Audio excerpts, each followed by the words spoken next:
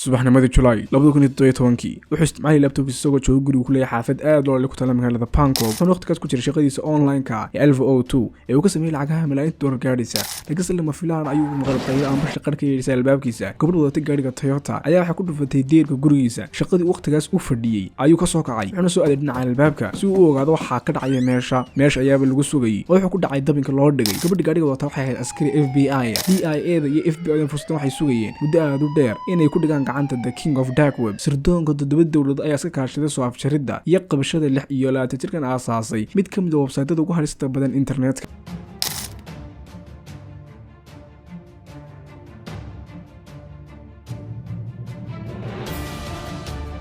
السلام عليكم ورحمة الله تعالى وبركاته. داود kusoo dhawaada muuqaalkeenan maanta intiina guda gal mowduucina iloobin in like saarto muuqaalkeenan mahadsanid. Waxa sharaxaad kooban ka bixin doonaa waa maxay dark web. Dark web waa qayb kamid internetka halkaas oo lagu sameeyo adeegyo kala duwan oo aan lagu isticmaalin internetka casriga ah. Amba bas loo yaqaan service webka waa meesha ugu badan ee ay ku kulmaan ganacsigoodana ku kala wareejistaan dambiilayaasha amba drug dealersku. Dark web wuxuu leeyahay web kala duwan oo si online ah wax looga gato sida hubka sharci darrada, xubnaha jirka bini'aadamka, daroogada iyo macluumaad la soo xado oo ay kamid yihiin credit cardska. sidoo kale meesha waxaa si joogta u soo booqda hackerska adduunka. lacagta kaliya dark web ka shaqeysaana amba wax lagu kala gataana waa cryptocurrency sida bitcoin oo kale. 2011 Silk Road wuxuu ahaa mid kamid ah website-yada ugu waaweyn ee dark web waxaana loo isticmaali jiray in lagu kala gato daroogada iyo hubka. October 2013 FBI waxay soo qabatay aasaasihii webkan waxaana lagu xukumay xabsi daa'im si loo soo afjaro Silk Road. laakiin meeshan kuma aysan ekaan kala iibsiga daroogada iyo isticmaalka dark web. July 2014 ninkan soo magacaabay 1102 ayaa wuxuu dark web ka dhex furay web uu bixiyay Alphabay. 5 bilood hawada ku jirayna webkan waxaa lagu dhex iibiyay credit cards la soo xaday iyo hubab sharci darro ah. waxaana dib loogu soo siyaadiyay daroogada iyo lacagaha la dhaqo amba money laundering. waxyaabaha mamnuuca ka ah webkan Alphabay aan loo ogolin waxaa kamid ah in lagu dhex iibin karin xubnaha jirka ciyaalka iyo xadista macluumaadada bankiyada ku yaala wadanka Ruushka. hadaba Alphabay ninkan isku magacaabay ana aasaasaha webka Alphabay wuxuu jahwareerinaya FBI-da si ay ugu maleeyaan inuu yahay nin Russiana amba ku nool wadanka dibadiisa. webka Alphabay qaab ahaan wuxuu sameeyay sida Amazon amba adiga online wax ka dhex iibsanayo kale. lacagta aad wax ku gadanaysaana waa inay ahaataa Bitcoin, Monero, Veron. muddo kooban gudaheed Alphabay wuxuu ka mid noqday webka ugu booqashada badan dark web. isticmaalayaashu waxay kor dhaafeen 200,000 oo qof. 40,000 oo jeerna wax ayaa lagu kala gatay. 2017 300,000 oo bararti ayaa laga dhaxliyay gudaha webkan. 1102 ana aasaasaha webkan wuxuu noqday milyaneer. hantiisuna waxay kor dhaaftay 10 milyan. waa muddo 2 sano oo kaliya webkani samaysan yahay. dhinaca kale kooxaha dambibaarayaasha Mareykanku waxay baadigoob ba'an ugu jireen soo helitaanka shakhsiyadda aasaastay webkan. dambibaarayaashuna awoodooda dhan waxay iskugu geeyeen soo helitaanka ninka lagu magacaabo 1102 iyagoo isticmaalaya dhammaan IP addresska lagu isticmaalo webka Alphabay. ciwaan walba wax looga gatay laguna gaday webkan baaritaan ayay ku sameeyeen. December 2016 Robert Milner oo ha sarkaal u qaabilsan kiiska Alphabay isagoo kombiyuutarkiisa dul fadhiya ayaa waxa soo dhacay email soo dhaweyn ah amba ah welcome to Alphabay. kadib markuu ciwaan ka dhex samaystay webkan qof walba oo ciwaan ka dhex furta webkan automatic waxa ugu soo dhacaya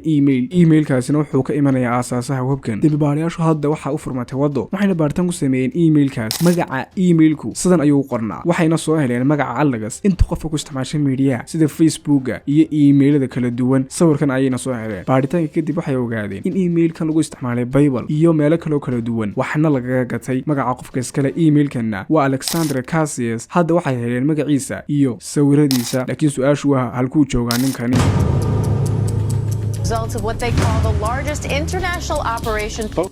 waxay soo ogaadeen inuu ganacsi ku leeyahay wadanka Canada waliba gobolku ka soo jeedana yahay Quebec. waxa Canada uga diiwaan gashan inuu ka shaqeeyo software designer wuxuuna leeyahay company la yiraahdo EBX Technology. dambibaarayaashu waxay Facebookka ka soo heleen sawirkan asaga iyo saaxiibadiis. gabadhaasina waxay u dhalatay Thailand. markaas waxay xaqiiqsadeen inuu joogo wadanka Thailand caasimadiisa Bangkok. kiiskana waxa iska kaashaday 7 dawladood laakiin qabashada ninkani maaha mid sahlan.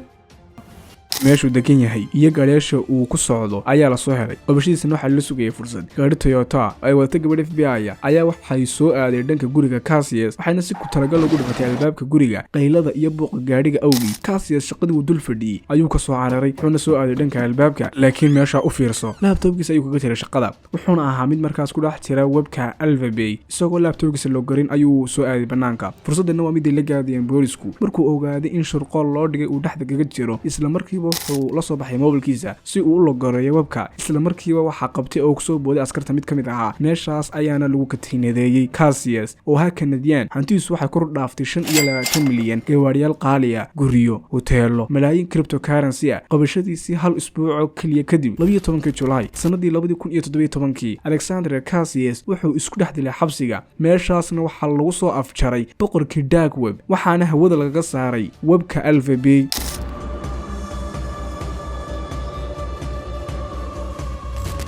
Today, the Department of Justice announces the takedown of the dark web market Alphabet.